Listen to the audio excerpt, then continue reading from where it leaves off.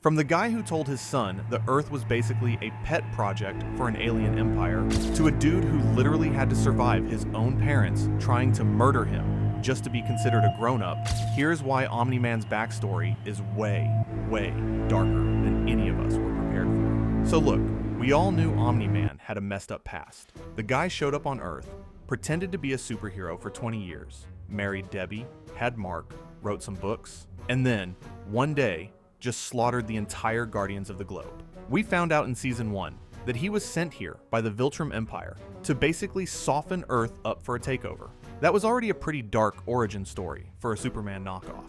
But Season 4 just dropped, and honestly, what we learned about Nolan's childhood and the true history of Viltram makes that Season 1 betrayal look like the tip of a very, very bloody iceberg. Invincible Season 4 premiered on March 18th with 3 episodes dropping all at once, and the second episode, called I'll Give You the Grand Tour, is the one that absolutely floored everyone. This episode is almost entirely dedicated to Nolan's past, and it is not a fun time. It starts on Viltram, way before Nolan ever came to Earth, and we see a young version of him who looks almost exactly like Mark. And that detail alone is kind of haunting when you think about it, because it means every time Nolan looked at his son growing up, he was literally staring at a mirror of who he used to be before his entire civilization got destroyed. But young Nolan is working as an instructor for Viltramite kids, teaching them the history of the Empire and basically training them to be killing machines. He's quizzing them about Emperor Argal, the former ruler of Viltram, who was assassinated by someone known only as the Great Betrayer. The kids are soaking this up, all stoic and serious, because that's just what life is like on Viltram. You're raised from birth to be a weapon. There's no childhood. There's no playing around. You learn to fight, and you learn the glory of conquest, and that's it. But here's where it gets really messed up. After the class is done, Nolan's parents show up, and they're not there to congratulate him or take him out for dinner. They're there to beat the absolute living daylights out of him. This is the Viltramite Day of Adulthood, which is basically a rite of passage where your own mother and father try to kill you. And if you survive, congratulations, you're now an adult and you get to serve the Empire. Nolan fights back hard and actually manages to lodge a piece of rock in his mom's eye, which only makes her more furious. She genuinely wants to end him after that, and it's Nolan's dad who steps in and holds her back. His dad shows this tiny sliver of mercy, and some people have pointed out that this is probably where Nolan got that trace of empathy that eventually led him to care about Mark and Debbie. His brutality came from his mom. That one small moment of his father pulling back recontextualizes so much about the Season 1 finale. So because it means Nolan was fighting against literally generations of biological and cultural programming when he chose not to kill Mark on that mountain. So Nolan barely survives his own parents trying to kill him, gets cleaned up, and reports for duty as a soldier. He's ready for his first assignment, and then everything falls apart. Mysterious silos crash land on Viltram and start spraying something into the atmosphere. Almost immediately, Viltramites start dropping. Young soldiers in Nolan's unit begin bleeding from their noses and ears, vomiting blood and collapsing dead on the ground. It spreads like wildfire. The instructors die. The generals die. Billions upon billions of Viltramites are wiped out in what becomes known as the scourge virus. This thing was engineered specifically to target Viltramite DNA, and it was nearly 100% lethal. A race of beings who are basically indestructible, who can fly through space and punch holes in planets. And this virus just tore through them like they were nothing. The imagery in this episode is some of the most disturbing stuff Invincible has ever done, and that's saying a lot for a show where a guy once got his skull caved in on a subway train. Mountains of dead Viltramites pile up across the planet, and here's the detail that really got people talking online. The dead bodies were so numerous that they formed a ring around the planet Viltram, like Saturn's rings, but made of corpses. That is absolutely nightmarish. Nolan watches his parents die in those mass graves. The civilization he was trained to serve his entire life is essentially gone in a matter of days. Now, in the comics, the Scourge virus was always part of the lore, but the show actually expanded on it massively. Showrunner Simon Ratsiopa wrote this episode and pulled elements from across all 144 issues of the comic to build this sequence out into something much more detailed and emotional than what was on the page. Robert Kirkman himself called it essential viewing before the Viltrumite War kicks off properly, because he didn't want the audience going into this war thinking the Viltrumites are just faceless evil space tyrants. He wanted people to understand that these are complex beings with a horrific history that shaped them into what they are. And honestly, it works. You watch billions of Viltrumites die from a plague, and even though you know these people conquered and destroyed countless civilizations, there's something deeply unsettling and even sad about watching it happen. Only about 50 Viltrumites survive. 50 out of billions. And here's the real reason about why Nolan was sent to Earth, which Season 4 finally lays out clearly for the first time.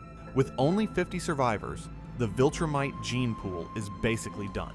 Any offspring between the remaining Viltrumites would be, as the show puts it, inbred and deficient. So instead of giving up on their imperial ambitions like any rational species might do after nearly going extinct, they pivot. They start sending agents across the galaxy to find compatible species to breed with.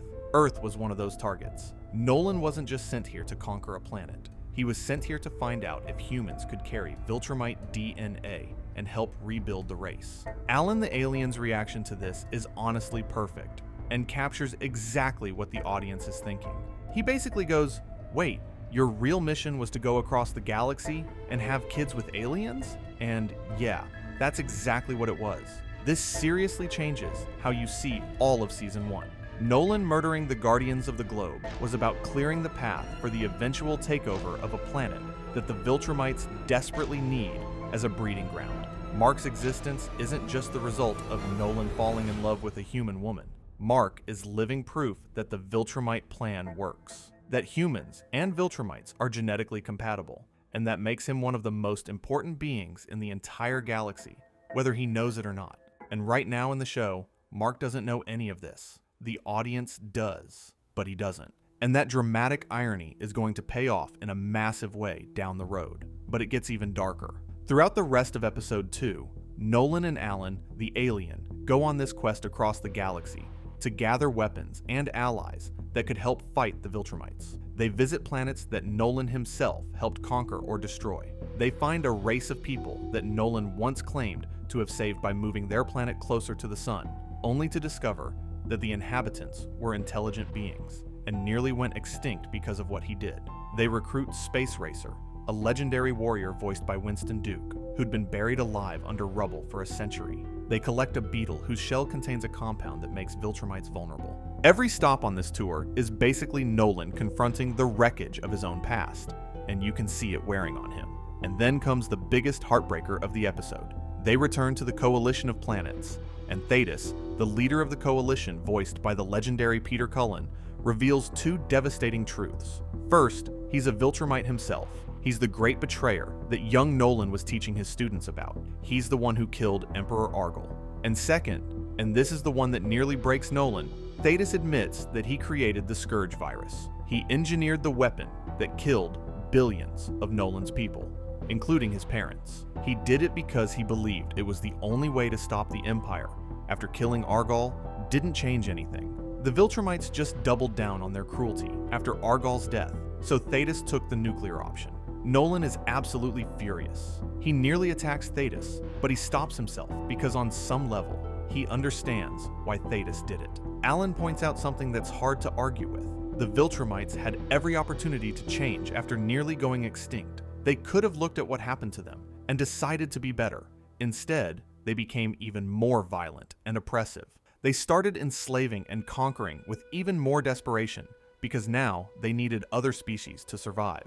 Nolan makes Thetus promise to only use the upgraded version of the virus as an absolute last resort, and then he agrees to return to Earth to recruit Mark for the coming war. And by the way, there's a comic book detail that the show is clearly setting up for a massive future reveal. It turns out that Nolan is actually the lost heir of Emperor Argol. The two Viltrumites who beat him during his rite of passage might not even be his biological parents, but rather guardians entrusted with his protection.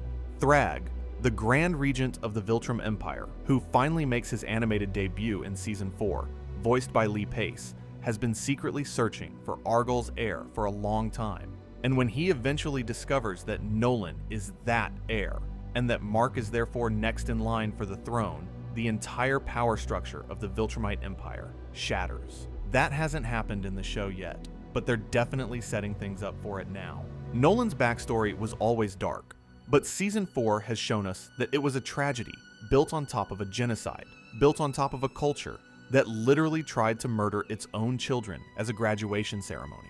The man who stood on that mountain in Season 1 and told Mark that the Earth was insignificant was carrying the weight of watching his entire species die, knowing he was sent to this planet not as a protector, but as a breeding agent for a doomed empire, and slowly realizing over 20 years that the people he was ordered to see as pets might be the only ones who ever actually made him feel like a person. That's one of the most heartbreaking character foundations in all of superhero fiction right now, animated or otherwise. And we're only 3 episodes into Season 4.